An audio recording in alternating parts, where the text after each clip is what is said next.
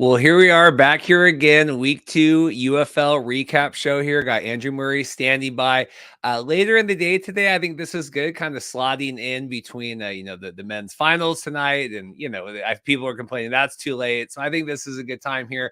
People getting home from work and all of that. Some announcements to get out of the way. But first, let's bring in Andrew Murray. Andrew, how are you doing, sir? Always good, Reed. How are you doing? We're good. We're good. I have on my fashionable John Cena jersey today. In big night last night. John came out, helped Cody finish the story. Exciting WrestleMania. I had all weekend. I had WrestleMania on one TV. I set up a whole nother TV because I have like a cavalcade of them to do wedding shows and trade shows and stuff. So I brought out another TV so I could do that. A couple big announcements here. We are less than 100 subscribers away from giving away 2 tickets to the UFL Championship game. I think we're like 13.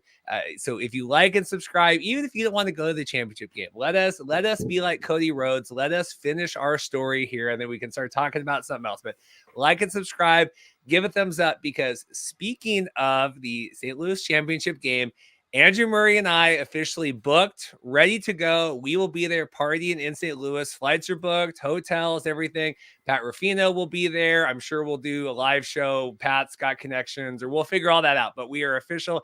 Andrew, how do you feel we will be at the championship game?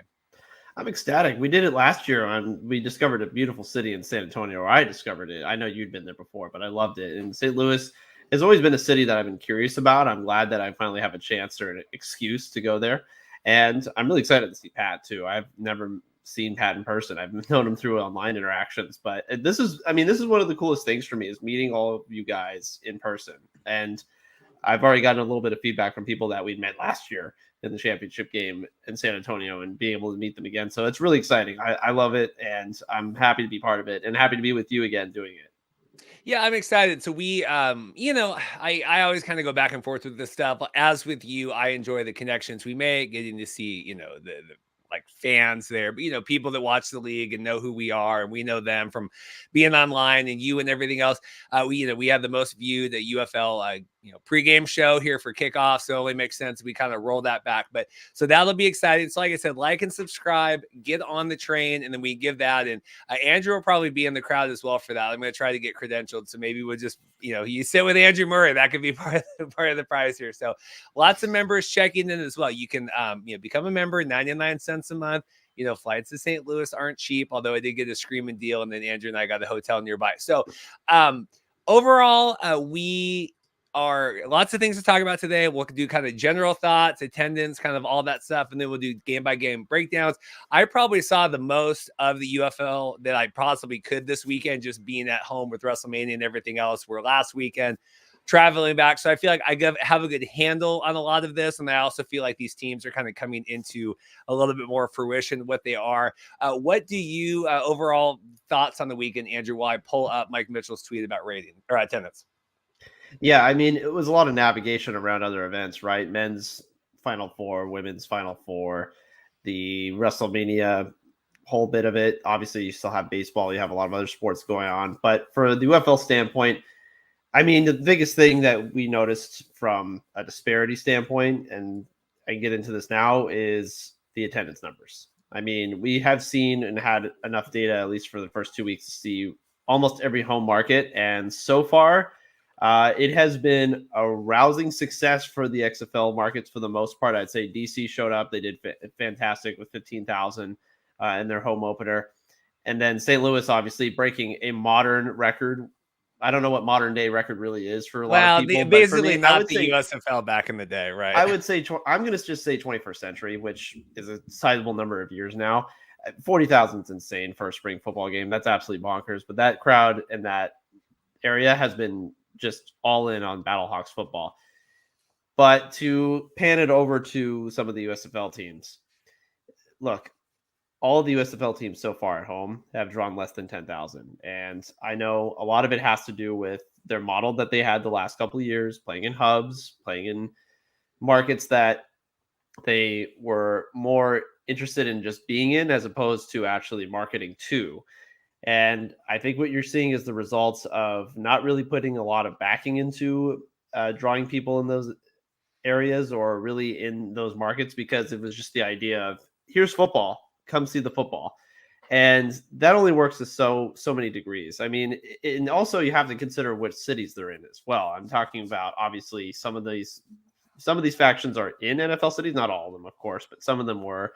And I think this is a problem as far as not optically what you're seeing on TV and then what you actually have in terms of the actual attendance. I mean, I know XFL didn't have flowing markets either all across the board last year either, but at least you were able to get a sense of what they were trying to do in some of them.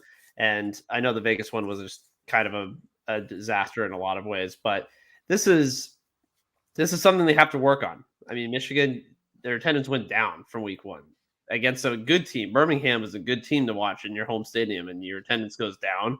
Memphis, that's your home opener, and you draw less than 10,000. I thought, I know Mike Mitchell was on here last week saying how apparently there's people willing to be invested in buying the team and actually being an individual owner of Memphis. Well, that's not the number I want to be seeing as an owner. Like that, I need to be seeing more. Like St. Louis is much more interesting to me. If you're talking about individual ownership, that's like a cash cow right there. So this is something that, look, I know there was a lot of fudging of the numbers last year, and there wasn't really.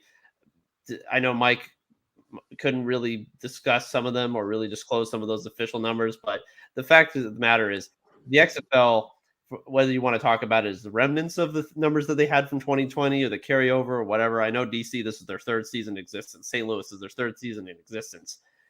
I mean, the numbers prove out and they bear out to show you that the XFL markets are clearly, in some ways, at least from an attendance standpoint, are a little healthier than the USFL markets. In some cases, much healthier.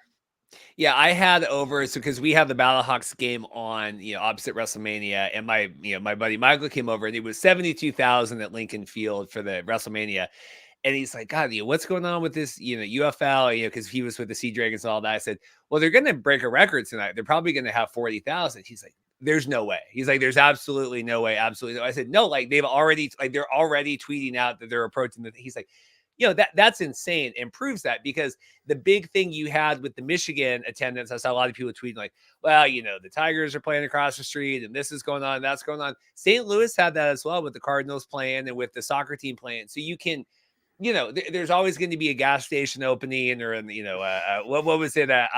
Celine Dion concert or whatever. There's always going to be something. I knew I had one other announcement. We're going to LA this week. I'm going to see Paul, and we're going to see a lot of Dorothy's friends and stuff. It's like 50-50 right now if we do an episode this Friday. I have Paul Reese on, USFL historian, kind of wanting to go live. I was trying to get a couple pre-taped interviews because I thought like then Paul and I could do a half hour and then we could still have like, he doesn't have to be on there the whole time. Course, not hearing back from people today, trying to schedule that. But I wanted to talk about this. Like, is the USFL carrying its weight in terms of this merger? Which kind of got me thinking about this again. So let me know if you're interested in hearing that in the comments, but kind of 50-50. Otherwise, I'm sure Paul can do the next week. But I thought it would be nice, do a little half-hour live show and then play a couple interviews, kind of smorgasbord all that together. Because even taking out the Battlehawks game, the XFL has outdrawn all of the USFL, and even I saw numbers all put together, like even where the Panthers have 2 games and like it's still whatever. So I don't know. I think like you said with Mike and all this Memphis stuff, like I don't know what I'm buying there at this point, except for DC or St. Louis. Very much. Let's hope San Antonio. We have JP checking in. You're like, hopefully San Antonio kind of builds up now with their team. But yeah, I don't know what you're buying with a lot of these markets, which long term wise I think is kind of an issue. I mean, Memphis, they've been trying to make it happen for a while. The Memphis Maniacs back in the day with the original XFL, obviously the Memphis Express with AAF, and now this market. I'm not sure what's going to happen with them. And I'm not sure if this is really the long-term solution. I know also on your show last week, Mike was talking about the idea of a Nashville team. Do you really want to have 2 teams in Tennessee at that point? Or are you just going to, I mean, that's the thing. If you can't hold 1 team in the state, how are you going to be able to hold 2? So that's another thing that I think is worth discussing as far as what other potential investors want to see if this league moves forward, if they want to put their capital into it. So I know not every market is thriving. I still think it's interesting that San Antonio, their first week, they had 13,000. Now they had Easter Sunday morning to deal with in Texas, and they still drew plus 10,000. So I don't know. I know maybe Memphis goers are obviously maybe doing their Saturday shopping instead of going to the game, and that's the thing. You have to make your game the priority. You have to make it seem like, no, this is the thing I want to do with my time on Saturday and Sunday. That's hard for all the teams. It can't just be, well, there's football in town, let's go watch a football game. I know in some markets that may work in terms of maybe people's familiarity or the nostalgia for some of these things. I can't imagine that it's really USFL branding because, look, a lot of these teams have not been around for 30 plus years, 40 years, and you can't just expect these generational gaps in your existence as a team to suddenly just come flowing back. Yes, I know the Memphis Showboats existed at one point. Not a lot of people who are alive now remember them ever existing. So that's something that you have to keep in mind when you're building these new brands. DC is a new brand. It's a new hot thing. They're 10-0 at home. They have an incredible record at home. They like St. Louis can talk about home field advantage. DC has a significant home field advantage in terms of their success. They can pitch that to people, and they can also pitch the fact that Dan Snyder was running the Washington Commanders for however long, and that was really what disillusioned people from going to those games. Like, there's other aspects here that you can look at for why these teams are outdrawing others. But for the USFL, I just don't think they can just rest on their laurels of here's the football, come watch football. Also, this is a brand that your dad or your grandpa might remember. I don't think that's really going to work because there's just too much of a gap in the time that the last time that they were around versus now. Yeah, I don't know. I think the USFL, at least the kind of the rebirth of it back in 2022, fit that niche of, it had been just long enough from the XFL 2020. People were, really, starved for that. We're coming out of COVID. We're ready to do that. God knows if they had started with this model, the pseudo model back then and flying people in, I know people still complaining, like, you need to have practices in town. You need to have this and that. I don't know. Like, I don't know if that's a make or break for any of that kind of stuff, but to me, it's just hard. And you're just asking. I've seen people online posting like, well, you just need to go out to the games. And I told the group chat this morning, like, it's so much easier to say than to do. And a lot of these are big commitments to go, okay, I got to, like, for me, I live 15 minutes from Lumen Field, right? We can pop down there. I can Uber down or pop street. Like, some of these places, I'm driving to Birmingham. I know Brett's the big Birmingham guy, runs the Facebook group. Like, he's got to drive 2.5 hours in and do all this stuff. Like, it's way easier. Like, you need to go to these games. Well, we're getting into spring and people got, birthday parties and got to go shopping and, God forbid, do anything else in the world. Like, we have the Kraken to compete with. There's always something. And so this whole, like, well, you just need to go to the games. It's hard. It's a much bigger ask than I think. We'll get to, if anyone has comments on that, we can chat through any more of that stuff. I don't want to hammer attendance too much. I like this, and I saved this because I tweeted that last night. Want to see they update this. I guess, like, of course, I'm totally anti this, and then now the XFL's tied it back up. But what do you make of this 2v2 here with the conference championship, the conference whatever records after 2 weeks? I mean, I know I joked about it last night too, about the update not being there initially, but of course they put it out there last Monday, so I gave them the benefit of the doubt. If they'll probably put it up on Monday this time as well. I'm still weary of the idea of it creating tribalism or at least stoking the fires. But if this is really what they're going to go for, and this is what they want to derive out of this conversation and discussion, so be it. If they want to just keep hammering it home, then that's their choice, But I mean, it would have been really funny if they just decided, what, we're just going to tweet when one conference is ahead of the other. Like, that would have been, I think they would have shown their hand a little too much there. So for them, it's important to keep that head to head and keep those tallies going along. Look, people can come out and be like, well, Memphis shouldn't have lost. Yeah, shoulda, woulda, coulda. Sorry, they did. Like, that's just the end. Or a team's like, well, Houston should have beaten DC. Sure, shoulda, woulda, coulda. Guess what? Every team's going to say that every single week where they're like, well, this team should have won. They didn't. People would have said that about St. Louis last week, and then Jake Bates, ruled the world. So it's going to be a continued part of discussion.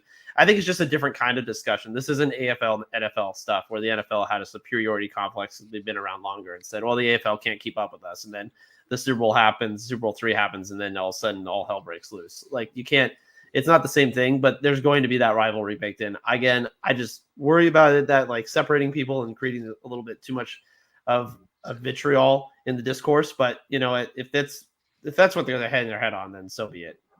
I did laugh when Mike Mitchell, and if you guys haven't heard, you haven't listened to Mike and I's chat last week, a little more timeless of a chat, right? And it's hard, and I kind of go back and forth with like, do we do the week preview and then like it's kind of dated once Saturday goes around. I struggle with that a lot with the CFL with kind of the Friday posting of our episodes, but a good timeless talk with Mike. But I thought it was funny that Mike's like, well, once we get through this, like we're going to get rid of the rivalries. We're just going to be excited for players getting to the NFL. I said, yeah, until we're ranking like, okay, how many USFL conference players got in versus XFL conference players? Like, that's going to happen. So, I kind of go back and forth with this. It's fine. It's something they can hang their hat on, but I do think we need to eventually move past this. You were talking about the Brahmas and all of that. Shoulda, coulda, woulda. Let's talk through that first and foremost. That was the game I personally was most looking forward to, just obviously with the Brahmas of it all and my connections with AJ Smith and Wade Phillips and all that stuff. I don't really know how San Antonio won this game, Andy. I was Saturday, I'm getting ready and I'm watching the game and I'm running and then I cut my hair and everything. And I'm like, there's like a minute left. I go, well, I got to get in the shower. Like, I'm like, no, let me I'll keep my phone on. I'll listen to this. And so somehow San Antonio won this game. I don't really understand. So why don't you walk me through this? Reed, I have a hard time telling you from watching the entire game myself. Yeah. San Antonio had absolutely no business winning this game whatsoever. But I'll tell you what, one of the mitigating factors is a couple here. First of all, Memphis, horribly inefficient in the red zone. I mean, you kick 3 field goals from under 25 yards, 22, 22, and 23. That's not going to do it. I mean, your red zone inefficiency is part of it. Second, your terrible clock management at the end. I tracked it. San Antonio, Chase Garbers on 4th down throws an interception with 4:25 left on the clock, and they're down 20-8. I mean, the proof is in the pudding at that point. Like that's it. You're done. I think I remember you saying on the group chat, this is over. And I agree with you. This should be over. It's 4.5 left, down 12. But to Memphis's undoing, they just couldn't control the clock. They didn't run any timeout. Their offensive line play is really suspect. I don't think they can run the ball. I'm really worried about Chase Cookus. He's gonna die. Like he keeps running around with reckless abandon. For the love of God, I want him to baseball slide so badly, and he just won't. I know some people like that about him and his bravado. It makes me nervous. It really does. So their clock management's one of it. John DeFilippo, I know it's really fun getting all those sound bites, but he needs to do a little less yelling and a little bit more game managing, because the last 2 weeks Memphis has gotten, well, the first week they got away with it against Houston. The second week they did not. They're second halves have been really suspect. Offense is just dried up. They can't run the ball effectively and really close out a team like San Antonio. San Antonio's offense was so listless for 3 quarters, completely listless. Couldn't get anything done. Couldn't run the ball. Couldn't throw the ball. Nothing. And then suddenly this 4th quarter, they just explode. It just goes to show like what they had in some of their weapons. I mean, Marquez Stevenson, I give credit to that guy. He was incredible the entire game. He was awesome. They just kept catching these passes from Garbers. I'll give credit, just never gave up. But yeah, Memphis just really let this slip away. It was crazy. And John DeFilippo is probably my favorite character kind of in this season so far. We had a little bit of like Barlow last season that had to be drug off the field during the DC game when he was upset about one of Dean Blandino's calls. But yeah, we're kicking the ball and he can't change his mind. And he's screaming. I thought it was great. And like, you would never get that in the NFL broadcast, just in terms of that sort of access. I love that. Just like back and forth with all of this, and they took going into the half, right? And we're gonna take the penalty, and because I was trying to figure out like, okay, how the heck did this work? And okay, we're gonna take the penalty, but then we're not gonna accept it on this, but we're gonna accept it on the extra point. Is this? I don't know, because obviously it's San Antonio 2-0, and they're at like the top of all the power rankings and stuff. Now, are we bullish on San Antonio moving forward here? Is this a repeatable kind of situation here? I'm glad that they're top of the standings, but that's not really consistent play through. I mean, that's their offense. Obviously, they put up points. I mean, they put up 47 points in the first 2 weeks, but it's inconsistency. And again, I voiced this last week. Could they run the ball? Well, they didn't this week. They really could not run the ball this week. And I'm concerned about that out of AJ Smith's offense the last couple of years. They really need to find a way to establish a run game. You can't just put it all on the quarterback. So, I mean, good for them. They came back. They got those late touchdowns.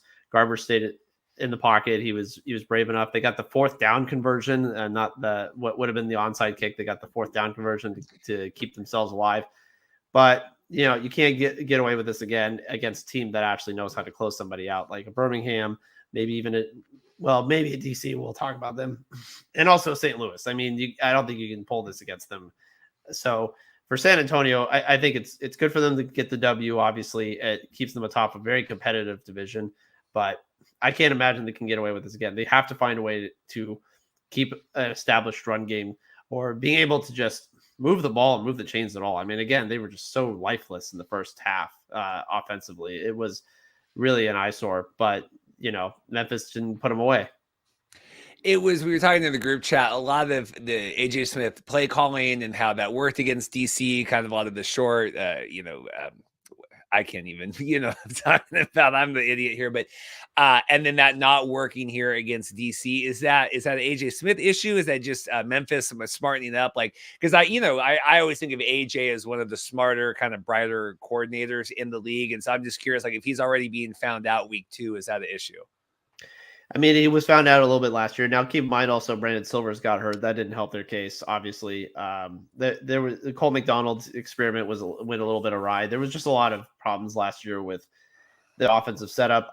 It did seem like he was married to the wide receiver screen game a little bit too much in this game, and I think he can get in his own head a little bit. I want to see more adjustments from their offense throughout the course of the game. Now, again, they adjust in the fourth quarter just fine, apparently, but I think if you're talking about in the first half, I got to see more adjustments mid-quarter as opposed to in halves, like what's been going on and what had happened last year as well.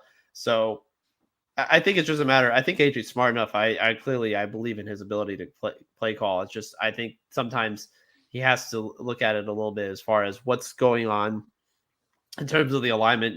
What's going on with man coverage? Are they blitzing? What's going on? Like sometimes their athletes are just not enough, like John Tree Kirkland just wasn't the same force that he was week 1. Week 1 against DC, he was awesome. The second week, it was more of Stevenson and other guys contributing.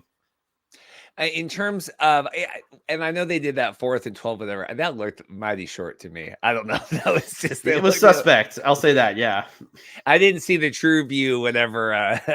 We didn't see that. And then I liked how on the one, I think it was the first game, where also this game where they were showing where the ball was spotted, but then it wasn't at the line. I'm like, oh, this is great. But then they explained like it's because the center had already moved back the ball to.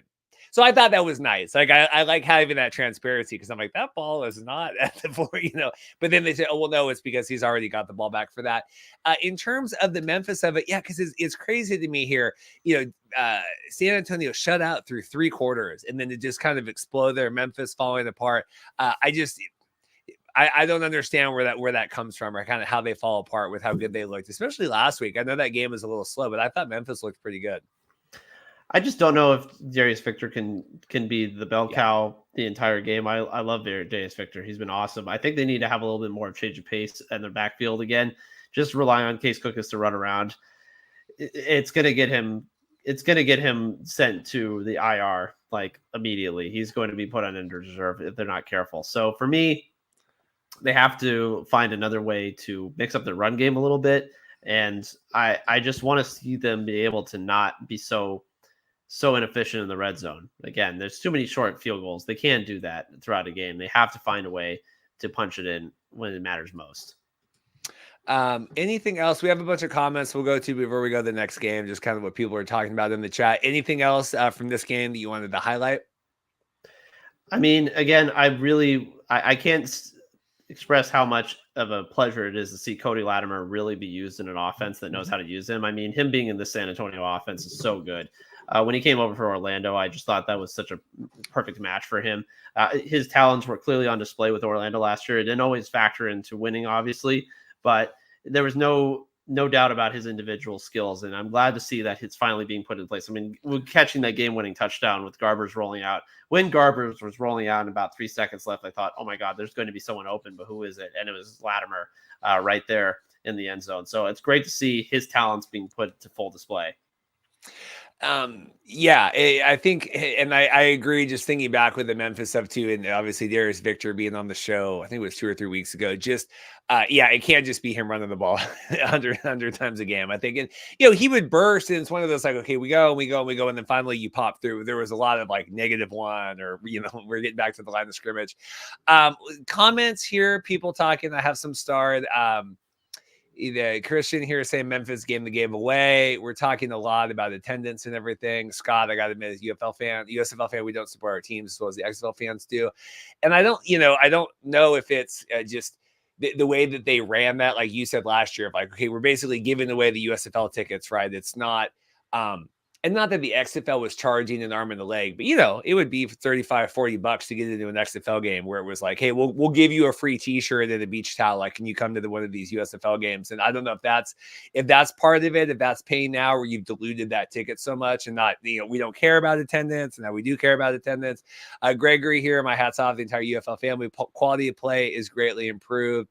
And then we're talking about Jan here. Mike Mitchell says the league is so far happy with attendance. I know, because he said so on the podcast. But yeah, I still think I will say, as we roll into this next game, attendance matters as much of well, no, I guess it would be the Sunday game. So we'll get to that. But the Michigan home game, where Arash is texting me, who, we were on the Rob Pearson show last week, and my friend and me, and he's texting me like, wow, like there's nobody at this game, right? And I'm like, I'm trying to explain to him, like, St. Louis did 40,000 and this and that, like, you can't, but it's, you get these people that tune in the game, and if the first thing you tune in is 7,000 people in the stands, it sits with you. And that's why I think attendance, not that we're making or breaking the bottom line by this, but you need to have enough people in there to make it look like a competent football product.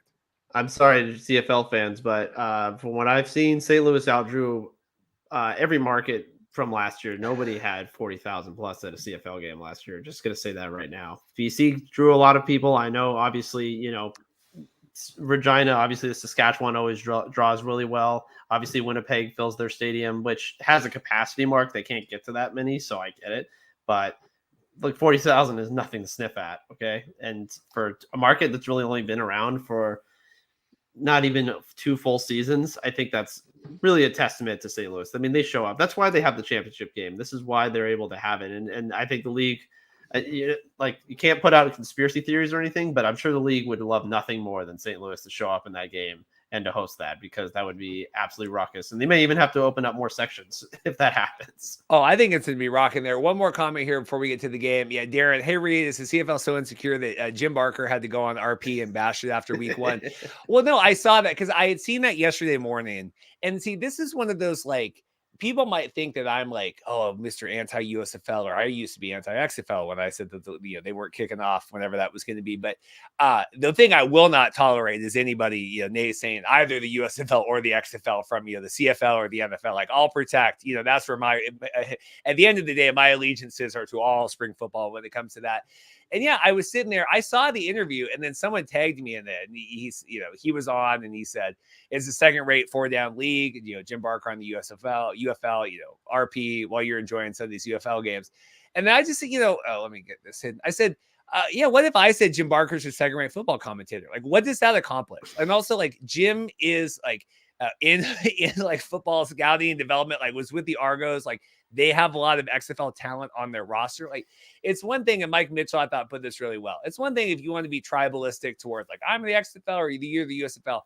If you're a fan, if you're someone in like football operations or coaching, these are all your compadres, like here, these are all your, whatever you call that. We're all in the same world here working. I just thought, and I listened to the interview. It's certainly not as bad as like this makes it out to sound, right? He was a little more like, I just don't find it interesting to watch, but I just don't like that. I don't think anyone in the CFL, it's clear that, having 8 teams is better for them than 16, because that's more players they can scout. I just don't like that. I go, Jim, it'll be June soon enough, and you guys can play the CFL. if you're calling it a second down league, then why are you harvesting second rate players if that's going to be your messaging, right? Like, and I don't think they're second rate players. I don't think any of them are second rate players. Look, like you said, this is tribalistic thought from personnel standpoint. This is not good. You can't do that. Like, people cross over all the time. Look at all the coaches you've had on your show, the players you've had on your show, scouts, people who go back and forth between both, and they don't discriminate. The real people who understand how football works don't discriminate between that. They realize football is football. If a guy can play, a guy can play. I think it's just more, there's always this distancing from Canada because they want to believe that they have the most premier talent and be able to repel, an American invasion, or say that any player from another league couldn't, sniff the CFL, which is not true at all. It's just, there's a lot of other mitigating factors for why players don't come up, namely a ratio, first of all. Second of all, you can't just believe that somebody from one of these other leagues can't play. It's just not, it's not true. It's not true. And it's not bared its way out like that. Obviously, there's people who come from all over that can play different leagues. McLeod Bethel Thompson went back and forth. You have Darnell Sankey. What about Darnell Sankey? Sankey was in the CFL. He comes down to Arlington and he goes back to the CFL. Like, did people jump back and forth all the time? And then I don't think this is really the right way to go about it. I'm with you. I don't really like seeing this tribalism, especially from inside league offices. We got Sam here checking in. Hit the like button. Yeah, like and subscribe here. Like I said, we got 138 people watching between Twitter and YouTube right now. Appreciate that. Get us to 35. I'm so tired of talking about giving the tickets away. I just wanted to give them away and move on. So next game here, this was going up against WrestleMania. This was going up against a lot of this busy sports weekend here, but this game, going back to the Dome looked great. Like we said, Mike Mitchell reported, record-breaking crowd there. Little slow in the first quarter. And then it kind of really picked up. And then it really, Max is texting like, this is an instant classic. And I'm like, okay, I'm watching, Rock and Roman and Cody. But yes, okay, yes, this is good. What did you make of this? Good showing, Battlehawks, get it right at the end, the field goal kick there, right? To win the game kind of as time expired. What did you make of this? Reed, I don't often say this, especially with how much football I've watched in my life. I say this maybe 4 or 5 times during an NFL season, but I can confidently say this was a great game. This is a great game. This would definitely be one of the best of the season. I can confidently say that right now. Look, these were both two teams that desperately wanted to win. These were two teams that had pedigree. These were two teams that you could just tell both of them had a chip on their shoulders. The Renegades had lost in embarrassing fashion in the second half to the Stallions at home last week. St. Louis lost the game I think they believe that they shouldn't have lost to in Michigan. And you just could feel it with both these teams. The Dome was incredible. The energy was ruckus. I loved it. I love how back and forth this game was. I loved how Luis Perez competed. That man just never gives up. I think Arlington can feel confident having him as their starter. And I know that's like, duh, of course, he's, we've already made him out to be the Spring King. He's won the the XFL championship with them already, but like, I just feel it. He never backs down and he always gives them a chance. I love how that guy plays ball. For St. Louis, I think this is just such a showcase of all the weapons they have. Mateo Durant, oh my God, he's incredible. His speed was on par with just about any other running back I've seen in the spring leagues as of late. He was just explosive. The ball, every time he touched the ball, he made an impact. It was obviously noticeable with him not being in the lineup last week. We complained about it. A lot of people complained about them not having a run game last week. Well, they had a run game this week. Durant was just there. McCarron was just spotting the ball left and right. Darius Shepard, Marcel Amen, he clearly is ready for the season. Marcel Amen is already in the running for Offensive Player of the Year in my book. He looks really, really rejuvenated. I know last year was made a lot was made of him being drafted by St. Louis. He really couldn't do anything because he was hurt. But this year, he's explosive. This St. Louis offense has the potential to be the best in the entire league. I just think they have to be under the impression that they're going to be in a lot of close games. Like, I think that's just how they live. Anthony Beck seems to almost thrive off of it. He's like an adrenaline junkie. I'm sure they wish they could have blown teams out a little bit, especially the Dome, but they clearly seem to be playing a lot of close games. And I think they'll continue to play close games. But this was an instant classic. I really just feel for Arlington because I felt like neither team could really lose. Like, it felt like even the loser felt like they won something, but at the end of the day, somebody was going to go home 0-2. It's hard. I mean, we had these questions about Arlington going into the season, right? How I can't even say the word. How can they replicate kind of what they did last year and going into the, heater kind of in the playoffs? Battlehawks, I don't know. To me, they looked really listless last week. I mean, that game was a snooze against the Panthers here, and so to come back, it seemed like I said, that first quarter, and then okay, we really kind of got things clicking there, because it's always the way this goes, and you get all these people tuning in. There's going to be this big record setting, and then it's like nothing's going on. And so I'm glad that they finally picked up. I hope the ratings, echo that. I think a lot of these games are on ESPN this weekend, so I have a feeling ratings will be questionably hovering anyway. We had a question before, when do ratings come out? We'll get those tomorrow. Follow Mike Mitchell on Twitter. He'll be posting all that stuff when they come out from Nielsen. Is this has St. Louis kind of erased the questions now for you? I know Becht was on social media this last week, I'm disappointed. We'll do better. I feel like he really carries kind of the weight of St. Louis and the city on his shoulders with this. Do you think that they've done enough to alleviate those concerns? I have trust in the offense. I'm still not sure about the defense. They played really well the first week, but playing good defense against Michigan, I don't think is going to be a challenge for a lot of teams this year. For this team, I mean, I do think Arlington just tried to throw the kitchen sink at them, and it didn't end up in their favor. I mean, Taylor Russolino's missed kick, they would have gone up 27-24.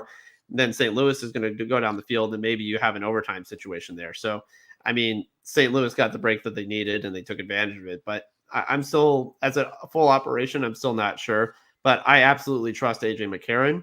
I trust their offensive skill players. I trust them being able to score points. I just wonder about their ability to maybe be more ahead of a team and maybe kind of try to bury them. They haven't had that opportunity yet. They've had plays where they've sort of had mental lapses on defense, but I think they can still be formidable. Absolutely.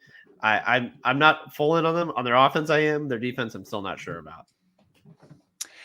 In terms of, yes, half the games were on ESPN. Andy, there's been an outburst in the chat. Half the games were on. So just, God, heaven forbid you ever say anything. Heaven forbid you ever say anything wrong here. Matt's talking about what source do you use for snap count route runs? Andy, do you have any insights? I don't know where. Is that like a PFF thing? That's more PFF data. I have not accessed that data specifically yet. I have not really looked into PFF as much as some people have, but I know that some people track it themselves, but PFF would probably be the most accurate source if you go to the Pro Football Focus, because they have all the player ratings and everything. That would be the most accurate. I assume they're going to keep tracking it throughout the season, because I know the USFL had spotty tracking last year.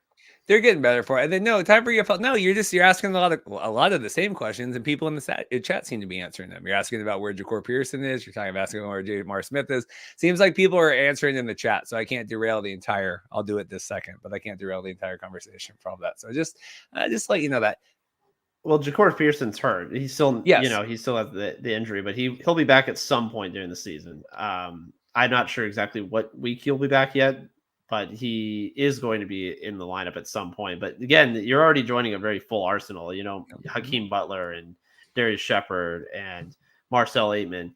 And like, there's only so many mouths to feed. So even when Ja'Cour comes back, I don't know if he's really going to be a focus. Like in Seattle, he clearly was the guy. Now this offense, I don't know if that's going to be the case. But is he a luxury item? Absolutely. Anyway, so getting back to this, the time for UFL football, we can't answer every single one of where every single player that isn't on the roster right now is taking part. So I appreciate if anyone in the chat wants to help out with that. Anything else from this? I don't know. Arlington, again, we didn't have the highest of expectations, but certainly seems like, champions here struggle. What do you make of this? What do they need to do? I mean, Arlington's going to have their backs up against the wall, which we'll get into later, but they've really had, their defense is not the same. I don't think they've been to really get the same push that they had last year, and haven't been able to really rely on it. They just have looked, especially in the secondary. I mean, they've just looked lost. Aitman got behind them. Last week it was Kane. He got behind them. They've just had really bad lapses in their pass coverage. I'm kind of concerned about their overall ability to contain teams. They've just gotten burned. I mean, they go up 21-17, and then with Sal, or sorry, 17-14 with Sal Cannella getting the touchdown, and then immediately give up in that long pass play to Aitman. And it just goes to show that their ability to kind of contain these explosive plays has not been as good as it was last year. So for them, they've got to figure something out on defense. With Jonathan Hayes involved, they've got to do something. Or with Jay Hayes, excuse me, they got to find a way to be able to get their act together back on defense because it's not been the same. But as far as their offense goes, I mean, I trust Luis Perez. Also, just I want to say, shout out to Davion Smith, who really unfortunately had a really horrific week with the loss of his brother, and kudos to him for playing this game with a heavy heart. I from an emotional standpoint, I maybe wanted Arlington to win just for him, and I know that's such a difficult thing. You can't wish that for every player, unfortunately, because somebody has to lose at the end of the day. But that's just good interview on the sideline with ESPN, and just kind of getting into his emotions a little bit. Really raw stuff there. I really feel for him. I mean, he's been such a spring football lifer, and really just unfortunate for him. But that's just part of life sometimes, and that's why football can mean a lot more to people. It's not just playing for money, playing for TV exposure, playing to get back in the NFL. Sometimes it's playing for your family. It's playing for the people that you lost. So really just feel for him, honestly. My heart goes out to him. Well, and it's a different level. I mean, obviously all athletes are human beings, and you get a lot of that in the NFL as well, and I think they do a great job. But the step difference between the people watching these games and the people playing these games, for the most part, isn't drastic, right? Where Tyreek Hill's out there making millions of dollars, and this freak athlete. Like, I just feel the relatability, and I think that they do a good job.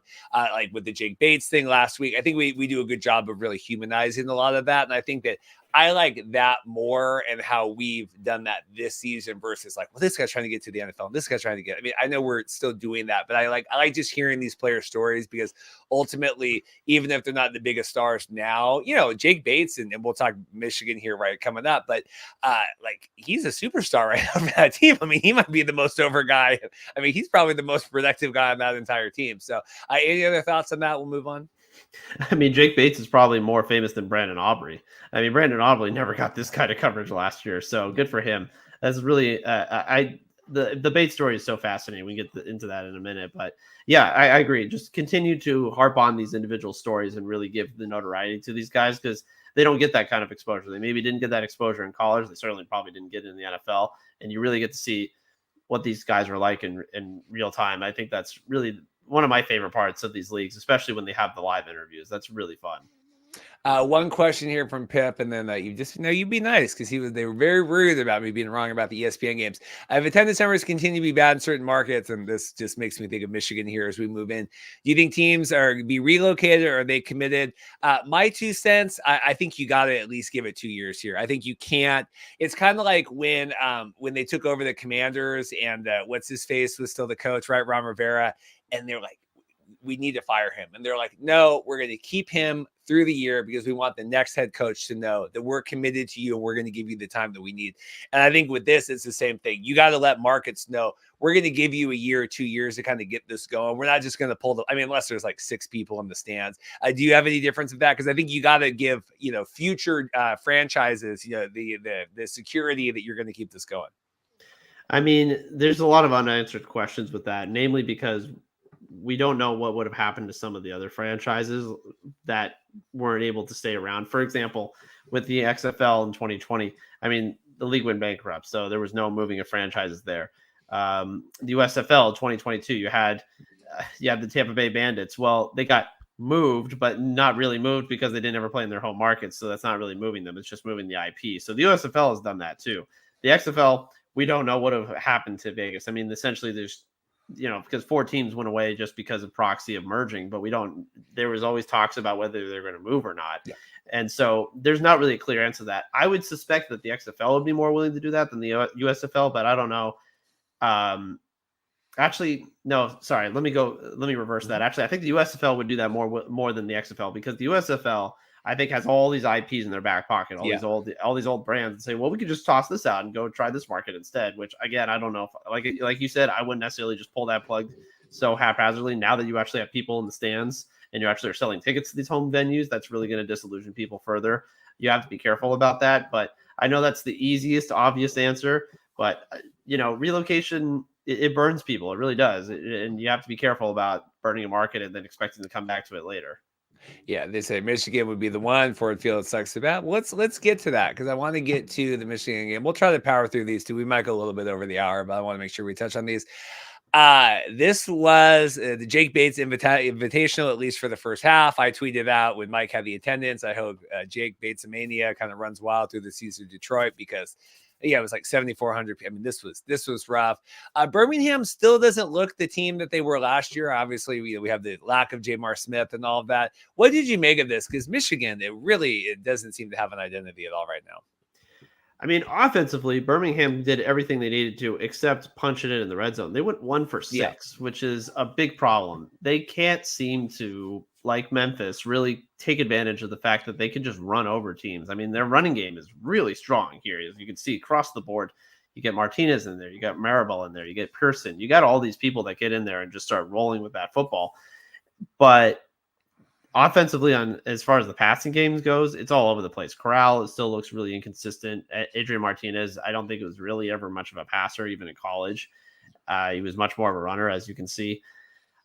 I mean, people are going to be asking, where's Jamar Smith? And I think the question is going to continue as far as they keep winning. Like, if they keep winning, I'm not sure if he's going to just suddenly reemerge out of, past the curtain. And I know that's a little bit weird because he played with Skip Holtz before in this league and in college, but for some reason there's no sign of him ever really getting out there at any point unless this team loses. So for now, I think they're just going to continue rolling with what they have and just hope that Corral and Martinez figure their stuff out and start to develop. But it kind of reminds me a lot of, Alex Magoo that first year in the USFL. I mean, he was really inconsistent.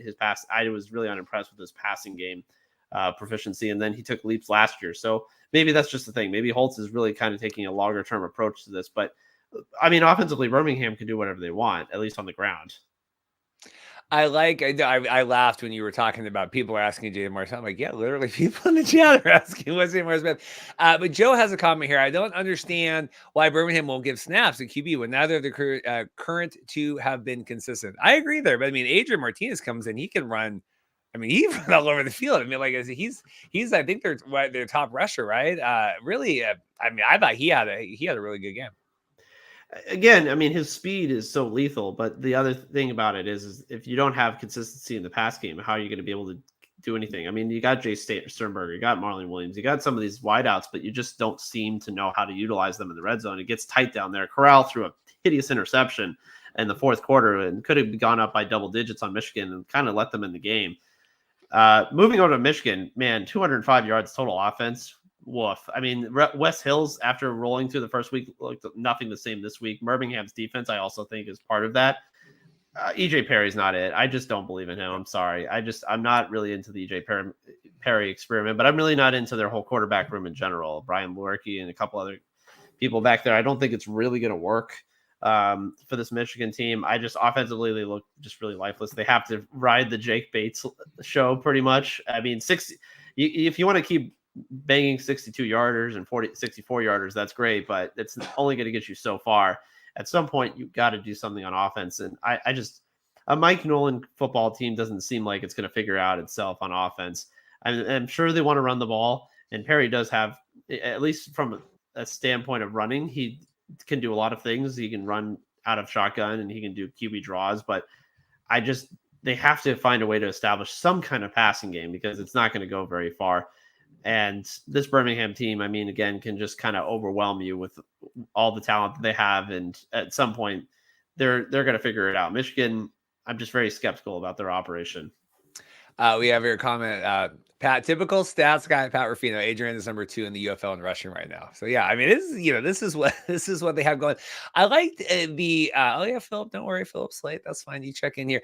I like the sideline talking with Skip Holtz where he's like really coaching the guys, and because both those, like we said, moving up and down the field, but both of them having struggles in the red zone. And I liked how he hey, that was a good drive. Don't worry. I mean, we've talked about him and sung praises just of his, he's built for this. I feel like this is really the perfect spot for him and being able to kind of coach these guys at the level they need to be. So, impressive there. Yeah. Birmingham's still not great, but it's certainly steamrolling right now. We knew that Michigan was going to have issues going into the season. I mean, are they making a trade here? I mean, it feels like they need to I don't know, what was it? Etling comes in and fumbles the ball and then immediately pulled back out. Like, it doesn't seem like they have an answer of any of their guys right now. I mean, they're going to have to trade for a QB. I don't know who that would be. I mean, like with Arlington last year, I mean, just being able to get Perez, but that's because Vegas had bigger intentions of having someone like Jalen McClendon, who that's a guy I really miss. I wish Jalen McClendon was in this league because I was really excited about what he was doing with Vegas at the end of last year. But they had ulterior motives. Do you trade for someone like, Quentin Dormady, or do you find somebody who's not really smitten with their second quarterback and say, hey, we'll give you something, maybe a linebacker or somebody? I mean, Michigan's defense is there. Frank Ginda has 14 tackles. He's awesome. Obviously, you still have Breland Speaks again. Like, their defense is legit. I give them credit. And they were able to hold Birmingham from really rolling away with this game because Birmingham could have trounced them if they had been able to be more efficient in the red zone. I mean, this could have been a runaway, and that already dwindling crowd would have just been more unimpressed with what product they had on the field. But for Michigan, yeah, they've got to make a trade or something because I just don't think their quarterback room is going to get it done. We have a comment here. Appreciate with Scott. No one's going to give up their quarterbacks at this point of the season, especially without injury. I know, but you wonder, like, does the league, just for the state of parity, be like, hey, there was kind of like the Luis Perez trade last year was kind of weird. And like, hey, let's just kind of like, right? Didn't they trade him for like, not like, I can't remember. It was a very lopsided trade that they got for that. It felt like the league was like, hey, we need to get this going here. Well, the same thing happened, if you remember, the 2020 with the LA Wildcats trading Luis Perez to the New York Guardians. Same thing happened. Matt McGloin wasn't it. And suddenly the Guardians were able to possess Perez, and he started to turn that team around before the season had to end unceremoniously. But that's the thing. Does the league have the authority to do that? I still think that you allow these coaches to coach their team up until a certain point. But if you get to maybe like week 6 or 7, but it's kind of the same thing like fantasy football, for example. Teams don't like other teams trading for players off of bad rosters and being like, hey, you can't just make your team a super team because the other guy's not pulling his weight. Like, that's not fair. And that's why there's like a trade deadline, right? So I don't know if that's really the obvious solution. I mean, it would be great if they did. I think it would, for us as fans, it'd be more fun, but I don't know if the league can, if they would just step in and kind of usher that along for the sake of parity. Max here, of course. Where is it here? Luis Perez for Ryan Mueller, who the Vipers cut like a week later and then ended up on the Renegades again. I knew there was something with that. I wish I just had an encyclopedic memory too of like everything that's ever happened in the history of spring football. Like, I can't even remember like most of maybe part of it is my drinking, but I can't even remember WrestleMania in the game last night the best I can. I mean, and you're taking notes, but anyway, there you go. Yeah, I knew there was kind of a fluky trade going on with that situation. Yeah, we'll see what happens, but I think Michigan need something. This is not going to work out. Yeah. Any other comments on this? We'll get to the last game. We'll take questions, comments, get out of here. Anything else? Stallions, 2-0 here, as everyone predicted, and the Panthers here, like we've talked a little bit to Jake Bates. I totally thought, he's going to come in with the 62-yard field goal, because that's such the story. Good for him. He's able to be a rock star for another year. Anything else from this? I think until further notice, Birmingham's your obvious favorite. I can't imagine that really Michigan or Houston or Memphis is really going to put up a fight against them. Birmingham is the gold standard in the USFL, and I don't really see anybody competing with them. The XFL, on the other hand, I think is a very competitive conference. So that's going to be a dogfight until the end. But Birmingham, I think, has this really cinched right now. I just don't see any consistency enough from any of the other offenses or really the other teams from a coaching standpoint that can really put up a fight against Birmingham for the time being. Yeah, I don't know. I mean, and we have the game, obviously, the Showboats. Yeah, I like the Showboats. Is that number? I mean, I've even standing aside. Is that your second team in the USFL conference right now? I want to, but I mean, a second team in the USFL conference doesn't hold a lot of weight to it for me right now. I mean, it could be Michigan. It's just a matter of can they actually get more. No, Memphis. I mean Memphis, because Michigan's trash, and so is Houston. I mean, Houston now. We'll talk Houston here coming up. I mean, they're showing life, but I don't know. I like the Showboats. Maybe it's just like the masochist in me with Chase Cook is getting beat up. I just really question their late game management. I know from a talent standpoint, they're probably the second best team, but I just really worry about what they've been doing in second half. That's just flirting with disaster. I'm concerned about them going forward, but I mean, I understand again from the standpoint of their defense. Now, Memphis' defense is also legit. I'll give them a lot of credit there. Case has got to protect himself. Someone's got to tell him, get in his ear and be like, hey, buddy, you got a baseball slide. Don't do this. Yeah. Don't play hero ball. We need you. Yeah. Philip here, what we're going to talk here, the Roughnecks come up. Philip's a member. You can be a member, support. We don't get many super chats. I've always said on here, like, I'll watch my Kraken post game and they're like, super chat, super chat, super chat, super chat. But, I mean, we just bought our tickets to St. Louis. It all rolls back to this. Although I will say, Andy, because Sundays I get our audio download numbers, right? I mean, I think I could go on I think I could go on and look, but they send me the numbers on Sundays. And this show last week did really good for the audio listen. So that was good. I mean, it did good video wise, and then it did good, good on here as well. Last game, we'll get to this. I will say, beer snake aside, which I'm already tired of hearing about. I mean, I get it. It's a beer snake. The games at Audi Field look so unlike any of the other games in either the XFL or the USFL. I really, really like that. I think the aesthetic of it is really good.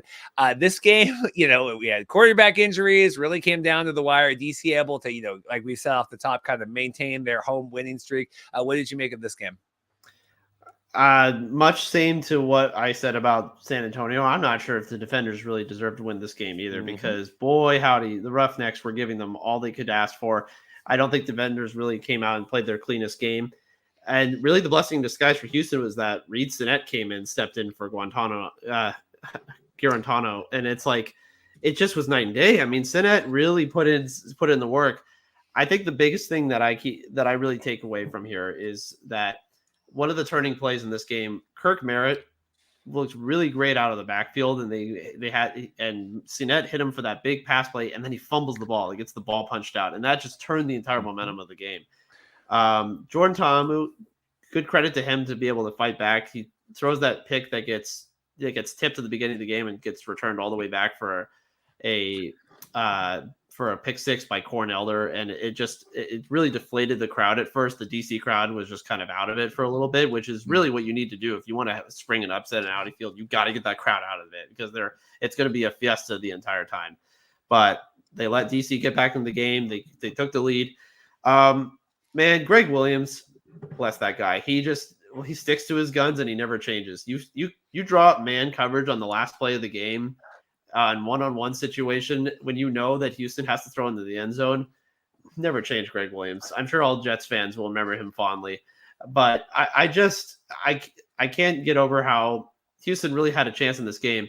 The two false starts on the last drive that ran off 10 seconds on the clock each. I mean, that's just coaching mismanagement. This coaching staff, I think, did their players a huge disservice. Once again, I'm really skeptical about, the artist formerly known as the Houston Roughnecks, because we all know who they really are. And it really disappoints me to see what the potential that they really had here to actually win this game and really get a huge upset. I mean, you could have been the first team to ever win an Audi Field as a road opponent, but as it stands, Audi Field undefeated, 10-0 defenders, and defenders have done it across 3 different seasons with different players and different coaches. I mean, that's a testament. I mean, that's really a testament.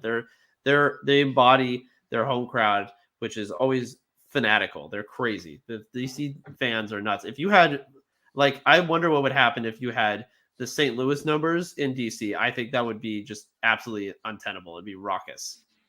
Yeah, packed beer snake section. As long as you're wearing the proper colors, they let you in there. Hey, we got I wanted to put a cup on the same.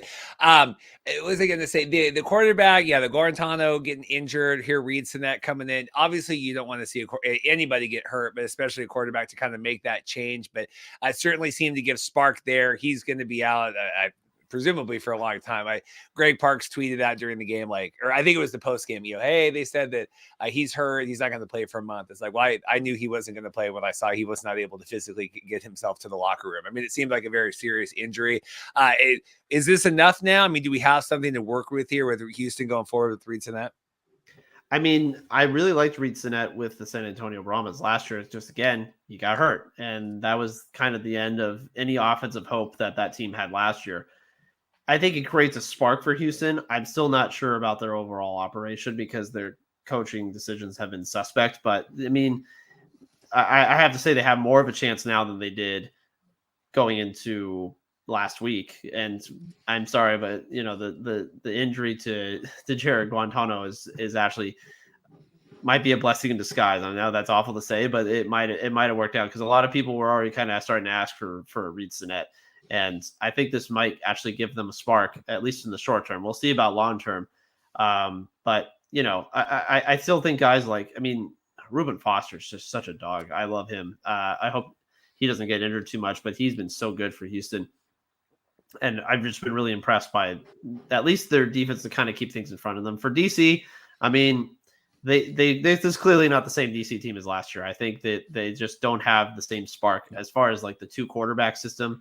It's not really working out the same way here. They don't have that guy like De'Aaron King that they can just plug in and make him run. I think they're trying to make something happen there, but it's not really the same. They got to find out a little bit of their dynamicism on offense. I mean, you saw Lucky Jackson. He was visiting for the game. He was on the sideline, which was great. But I think they really miss those kinds of guys like him to really have Jordan to throw to. So it's going to be a work in progress for DC. But I don't think this is the same team that we saw in the championship game last year. We have a couple comments here. Jacob saying, if we get Mark Thompson back or get Reed Sinet, I think we could win a couple of games. Yeah, I mean, we've heard about this off the Mark Thompson injury and all the offense running through them. Scott, still comparing XFL against USFL. The league is tweeting out the conference records. Like, it's part of it. Spoiler alert. I don't know what to tell you, Scott. Friday is going to be USFL attendance on carrying this. I mean, this is all part of it. It's all part of it. I want to get your thoughts here, and then we'll do a quick little preview and get out of here.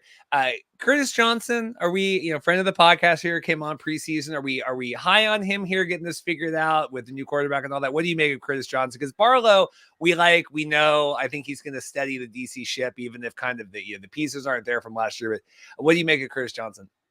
I liked him a little bit more last year, at least stabilizing some of the collateral damage left over from Kevin Sumlin. But I just, your old buddy Paul, I know, remembers him very well. But I just think that there's a little bit of inconsistency in how he makes decisions, late games decisions. Like I said, those 2 false starts are inexcusable. You got to fix that. And I for this offense, just finding any semblance of rhythm, I think is going to take. Yeah, I agree. Maybe Mark Thompson coming back into the field when he finally is able to get back onto the field, just something for this Houston team. But I think it just seems so identityless right now, and that's really for me the biggest thing about Houston. I just don't know who they are like at all. They don't really have an identity to me compared to all these other teams. Although a lot of these other teams I think have an identity, even if they haven't won as much as they wanted to. Houston, I just don't know what they have. Yeah, Jacob here says Curtis Johnson needs to go. So let's look ahead to next week and then, or this weekend, and then any other questions, we'll get out of here. Like I said, reminder, 50-50. Oh, excuse, I'm on the wrong. 50-50 on if we are going to, there'll be a Friday episode. I'm going to be traveling. So it's kind of one of those like, hey, Dorothy, I got to go do this. We'll see. If Paul was still following this stuff, that would be a funny beer podcast to talk about. But I don't think Paul's got enough of the knowledge about any of this stuff. But we'll catch up. I'm sure we'll be posting some photos. Week 3 is going to be, okay, so the Defenders going into Arlington. We got the Showboats at Stallions. Their home opener. We'll be really curious to see the attendance there. Like triple Michigan home games to open the season. That is rough. And then St. Louis going into San Antonio. That is circled to me as the biggest game of the weekend here, 3 p.m. on ABC. That should be a good showing for that. What do game you're looking forward to here? What are your thoughts? Yeah, I think your marquee game there is the Battlehawks at the Brahmas. I mean, you expect a lot of offense in that game, right? That's going to be potentially a shootout down in San Antonio. Obviously, San Antonio if they got to 3-0 to begin the season, really get a sizable lead in the XFL conference, that'd be huge for them. But the Battlehawks, I think, have figured things out on offense, and I really think that's going to be a hell of a game from a scoring standpoint. The other game I really have circled, I mean, the Renegades, man, it's kind of do or die for them. They're already in trouble. If they go to 0-3, I don't want to say that's the death knell, but that's really hard to climb out of. I know they started off really slow last year, obviously, in their offense, but I mean, the offense is not the problem for them. It's just really their defense now that I think has become much bigger of a concern. And obviously, Rissolino missing that kick was so uncharacteristic of him last week. DC, you would want to think they keep the momentum, but like I said, I'm not sure if they have all the pieces together that they need. I would not be surprised if Renegades can finally pull one out and get one at home because they desperately need it. And this Arlington market, I think, would like to see that from their champions. And so I have that circled as well. for Birmingham, I just want them to show up. Like, let's see Birmingham show up. You're the back-to-back champions. Everyone talks. All the Stallion fans talks. Let's see what happens. Let's see if the Birmingham market really gets behind them. That's my question. Let's see an official attendance number from the Birmingham Stallions. I think that would be important. But the one I'm actually going to tell you that I think is surprising, I think it might surprise a lot. I think the Roughnecks are going to go into Michigan and win. I know that they're 0-2, but I think they're going to go in and upset the Panthers. I don't really like the offense for the Panthers. I don't really love what the Roughnecks are, but I actually trust Reed Sinnett much more than I trust anybody who's taking snaps under center for Michigan. I know Jake Bates is a great story. I know they have a good defense, but I think this Houston team can come in and get an upset. That's my call of the weekend. Yeah, I mean, like I said, the Jake Bates thing is good and all, but that should not be the shining moment of your offense. Is that your kicker? I mean, that's great, and it's been, and they've gotten a lot of mileage out of that, and it's been really good. And I know they even had the former USFL, whatever the kicker was there, and giving him a hat and all this stuff. Like, we're going through all of that, but yes, I agree. We need to have a little bit more there. Comments before we get out. Yeah, put your game of the week on here. Put who you're excited to see. Foosball fan says DC versus Arlington is going to be good. Mike G's, yeah, I'm ready for Birmingham. I'm just so afraid we burnt them out that first season. I know obviously you can't, we don't want to move the team, but I think that really did more harm than maybe we anticipated, kind of running all the games there back to back to back. And then Max says, I hope if the Brahmas keep winning, we can see the attendance creep up. That's the thing, they started really strong last year. The Brahmas did, and then the team was just duty. And now where the team is winning, and if they're winning, hopefully a little bit more convincing, then oh my god, the umpire just got smacked in the face with this baseball. Oh my god, I'm watching the Mariner game out of the corner. He just fouled it right into his face. But yeah, I'll be curious with the Brahmas because I think that's a potentially strong market with a sexy team that has a lot of kind of things going for it now. I do too, and I think not having that morning time slot against the Eastern crowd the Easter crowd will really help. But San Antonio, I think about it too. They were so strong with the San Antonio Commanders, and again losing that team, that IP, and that league, I think did some harm for the San Antonio market. You wanted them to buy back and be like, look, here's the team, we're keeping them, they're not going away. I think that they got to build that trust back up again, but. I like the San Antonio market a lot. I really do. I love the city again. And I really hope that they can find that consistency because I think they deserve to have a football team and a good football team. And they do have a good football team right now. Very different team from last year.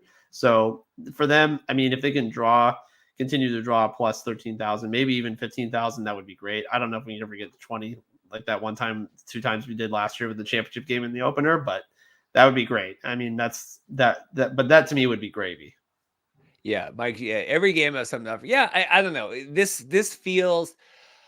Last year when we had some of this and the 8 games going on with the USFL and the X, like it felt really like you have a lot of storylines here with all this stuff, and I like that. I like having the condensed. I mean, well, I got to just keep track of 8 teams, and we got the 8 kind of storylines, and we kind of intermixing that way. Yeah, I know that it's that W. Scott Bailey that writes down in San Antonio. He's always talking about them being burned and why that's.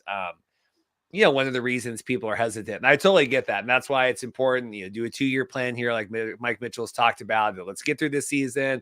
Let's make a good case next year and then kind of see where we stand from there. Any other things from you, Andy? Anything else? Comments? We're just talking about, games and attendance and everything else. Anything else you want to talk about?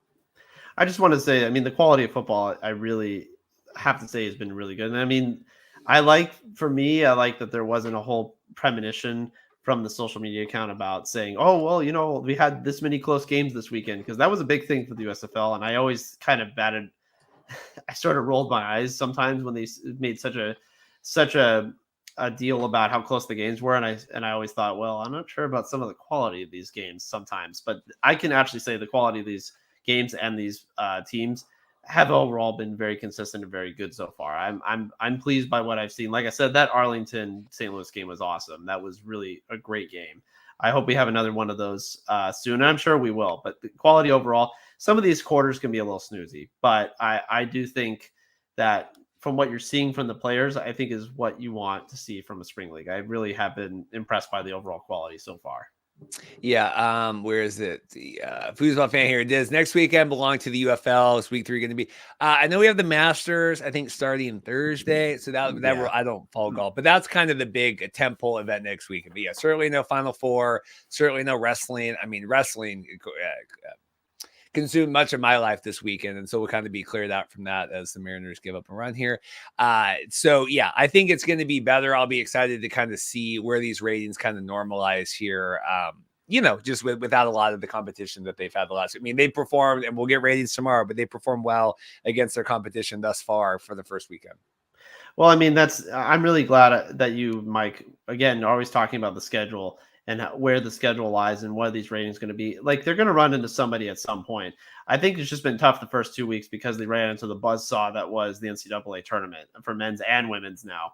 And, I mean, that wasn't even something that XFL 2.0 didn't really even have to run into with women's basketball, but Caitlin Clark was such a sensation, and that just did such gangbusters the last 2 years with how much notoriety that sport's gotten now. I mean, there's just another competition point. Like, there's always going to be a new competitor. The next thing you know, people are going to be watching, and people are already starting to watch F1 races, and you're going to be giving, maybe, who knows, maybe MLS starts creeping into people's lives and really starts to take over. There's always going to be competition. You have to find a way to kind of dig out your niche and be able to appeal to the people that are already in your space, and then be able to work on getting other people involved in the periphery. But, I mean, there's no magic date. I guess there's pros and cons for all sides. So you get into that. I mean, that would be a whole nother 3-hour podcast, but I think it's just always an ongoing debate. And there's always going to be competition. It's just become the fact of the reality. Last here, Abdul says, Skip Bayless said he watched the San Antonio Memphis game and praised the 4th and 12. No, they most certainly either gave him a sheet of paper that talked about it and or showed him the 30-second clip and said, you're going to talk about this on the show. So I have seen, who is it now? It's Skip and Keyshawn. I saw their segment from last week. Yes, they are most certainly, because they're still doing the same, this is great, getting players into the NFL. Like, they just have kind of their talking points and the NFL needs to adopt this and they can have a developmental league. Like, Keyshawn didn't watch a second of any of that, and Skip most certainly did not. They have their notion of what this is, and they've been told enough that they need to, what they need to talk about. That is all that is. Yeah, I mean, it's just an agenda item for them, but it's not really a viewing agenda that they really have in their own free time. So, and it's the same thing with Colin Cowherd and all of them. There's not really this integration into the daily sports talk sphere has not happened yet. When it does happen, I mean, credit to Pat McAfee for getting involved in it. Obviously, good for him. But there needs to be more of that, especially on the Fox network. Like, there's got to be more synergy there. If you're really going to be pumping up this league, maybe you should really get some dedicated people to talk about this.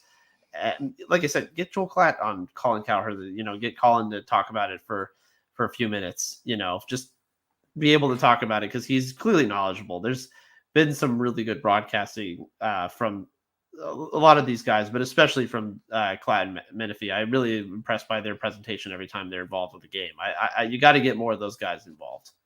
Yeah, you noticed though today, which I watched Pat McAfee because he was still at WWE. There was no UFL segment today, right? I mean, the UFL is really great for McAfee when we don't have a lot to talk about on the Monday right here because we have a couple weeks. And, we're talking draft and Caleb Williams and all of that, but that really feels like, oh, okay, we need 18 minutes filled here. Okay, let's talk with Jake Bates and let's talk with Destroying and let's talk with all these people. But they had Cody Rhodes and Miz and R-Truth and stuff on today. They couldn't care about any of that stuff. So we'll get back to that. I still wish that we have the UFL today. I want to get Scooby on. We've been DMing about because he's doing that, coming on the show maybe when I get back in town. But I still wish we had that Josh Lewin or whatever, doing stuff, a little bit more training camp coverage. I know Anthony's working hard. I know Mike and everybody doing the pressers, but today I turned on the Showboats one and there's 3 people on it. So it's, I don't even know if those are doing due diligence at this point. I've tried to get players on and coaches on this week before I get out of town. So there's certainly issues with that. So let's clock out here. Hour 15. It's 272 here between Twitter and YouTube. Should be good. I appreciate it. Guys, and subscribe. Andy and I, like I said off the top, will be in St. Louis for all that championship game. The Marcast and the professor and the stats guy, Pat Restreamo, take over St. Louis. Anything else from you, Andy? No, Rhea, thank you as always. Can't wait to see what happens. And hey, maybe Destroying will actually attempt a field goal this weekend. So that's something to look forward to. I'll tell you, that is the, when people reads the hate, like, at some point you gotta, we showed Jay, and I know, God bless Jay Noakes, and I know I'm sure it's league mandate, but we're posting the highlights of Destroying, tackling during the game, and almost broke his neck. I mean, it was a very dangerous tackle, and many of the comments were like, please don't tackle like that.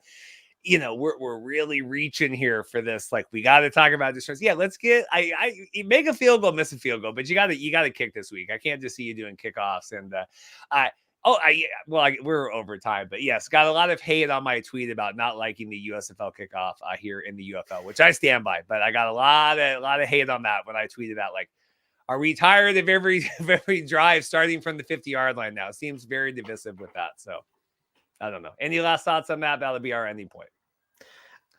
If people want to see their offenses start at the 50-yard line or start at midfield, they can watch maybe arena football. I don't know, but I know that's mischaracterizing it. But like that to me, it's still something that drives me nuts because I want the field position to be earned. I've always said that, and I still believe that way with the kickoff. But you know what? UFL can go see if the NFL is going to do it for an entire season and then maybe retroactively put it back into the game. So we'll see.